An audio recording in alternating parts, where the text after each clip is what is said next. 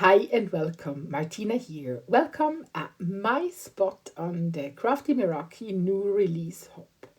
Today I will be focusing on EAP. These are Effortless Artistry Papers. And these papers make working for you so effortless because they are pre-printed and of course pre-colored. I will show you the beautiful designs in a second.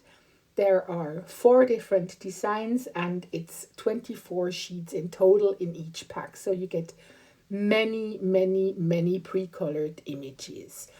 And these images are colored by Bida, Brenda, Erica, and Lunon. And I couldn't decide on which one I will be focusing, so I just decided to create something with them all. And so I'm just taking one of each design out of my paper pad, and I will be then using the matching die cut to cut everything out. I love the fact that the die cut comes in one big piece, which allows you to align it super easily and also leaves you with a lot of already cut sentiments in just, one time sending a sandwich through your die cutting machine, which is absolutely fabulous. And I mean, don't they look very beautiful? I really love them all, and they are all so different that, yeah, I was really looking forward to create 4 totally different cards. And to make my working even faster, I have 4 card bases and 4 top folding cards prepared.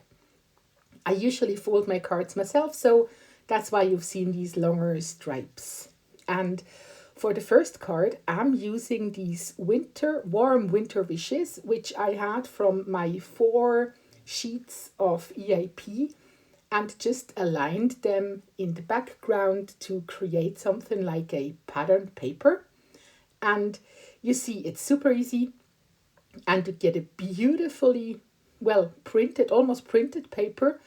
And you will see as soon as I hold the wreath against it, it just pops out. I really liked that idea when I was playing around with the placements of the wreath.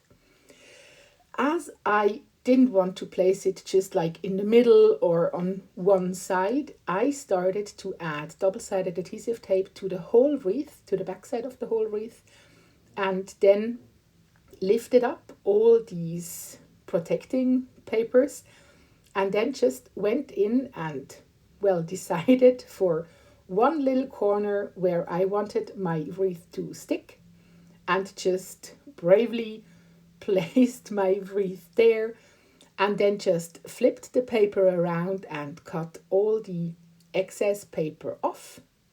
And then I was just able to go back and forth with the whole rest of my card panel and just add some bits and pieces of my wreath to the design, and just again cut all the excess pieces off.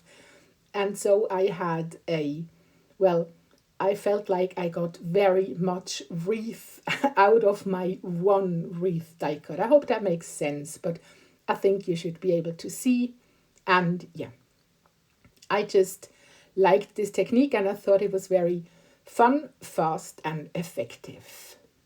And it's also very nice to see that you don't have to use the wreath in that exact circular shape as it comes in. And since this background already has so much words on it, I decided that I wouldn't add any sentiment, but I have been adding some stones, some Meraki sparkles.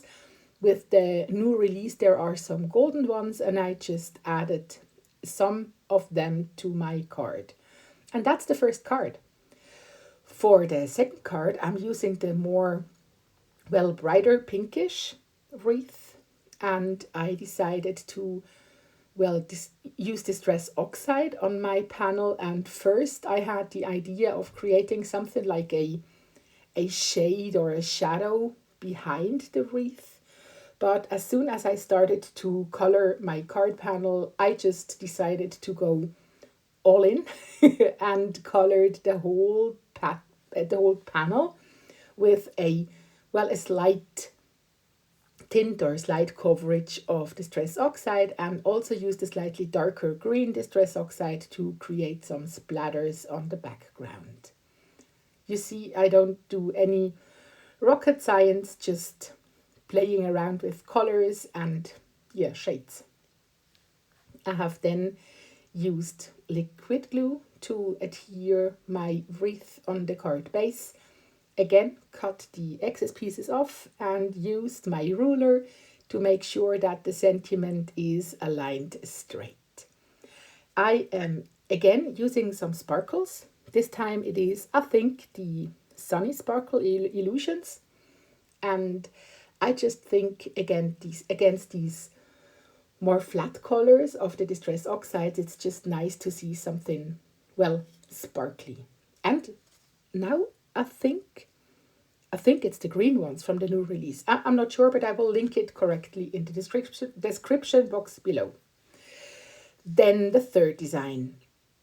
We had some pattern papers in the latest release, and I thought it would be nice to incorporate these pattern papers too, and found that Wreath, which has more fallish colors, and matched it to a green pattern paper, and I think that's absolutely beautiful. And I also just added these golden sparkles to the centers of the poinsettias, and I think that's absolutely enough. The card was super quick and easy to do, and it looks absolutely stunning, which is fabulous because we all know Christmas usually comes faster as we think, and we need a lot of cards.